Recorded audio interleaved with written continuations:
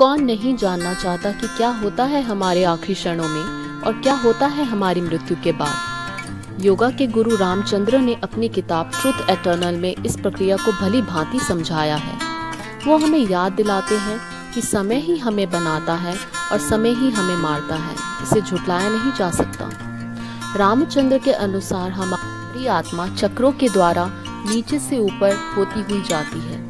सबसे पहले भूमि तत्व मूलाधार चक्र से अलग होकर ऊपर की ओर बढ़ता है।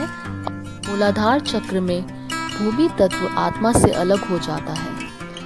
अगला है स्वादिष्ठान चक्र, जो कि पानी तत्व का स्थान है। यहाँ पर जब आत्मा पहुँचती है तो भूमि तत्व पानी में बदल जाता है। मरने वाले इंसान के हाथ और पांव ठंडे पड़ जाते हैं। इस चरण में पानी तत्व आत्मा से अलग हो जाता है और आत्मा अगले चक्र नाभि चक्र की ओर बढ़ती है। यह अग्नि तत्व का स्थान है।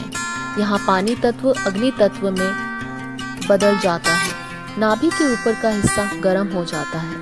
धीरे धीरे आत्मा चौथे चक्र हृदय चक्र की ओर बढ़ती है। ये स्थान हवा तत्व का स्थान है। यहाँ अग्नि तत्व हवा तत्व में बदल जाता है और हृदय के स्थल पे शरीर की सांस के साथ मिल जाता है, जिसकी वजह से पूरे शरीर कांपने लगता है।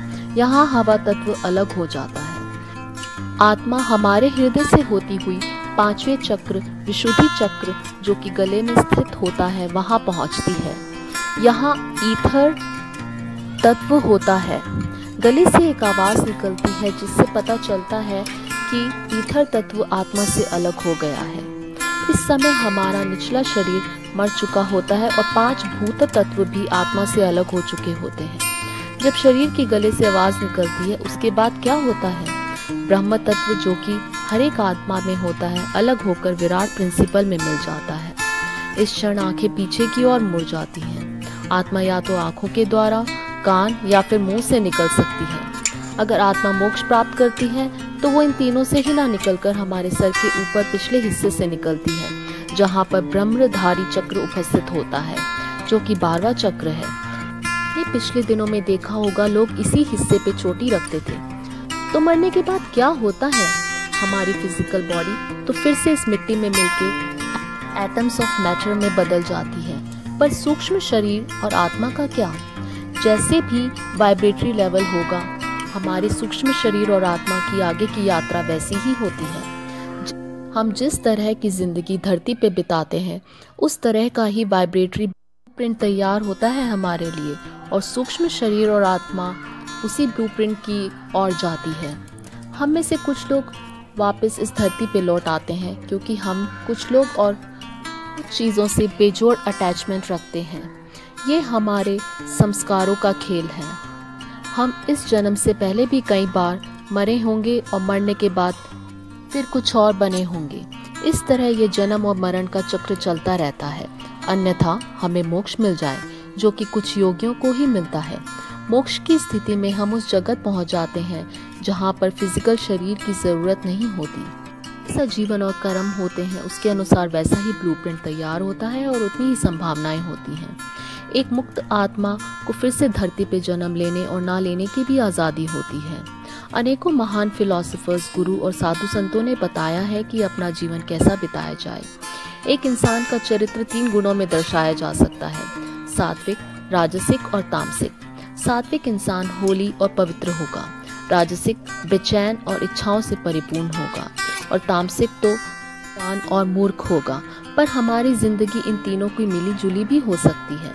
इसलिए अनेकों संभावनाएं हैं कि हमारी आत्मा किस डायमेंशन में जाती है मरने के बाद। पर एक बात तो तय है कि हमें जानवरों से तरह अलग है कि हमें इंसान होने की वजह से भगवान को जानने की काबिलियत है, जो कि जानवर नहीं कर सकते। ध्यान योग, कर्म योग, सेवा योग, भक्ति योग से हम अपना यही जन्म सुधार सकते हैं, ताकि हमें इस जीने और मरने के कर्म चक्र से मुक्ति मिले। क्या हम मरते समय अपनी आत्मा को शुद्ध कर सकते हैं कि वो उच्च डायमेंशन के लेवल में जाए? नहीं, ऐसा नहीं हो सकता, क्योंकि आखिर समय में आप ऐसा कुछ पा नहीं सकते। मौत कभी भी आ सकती है।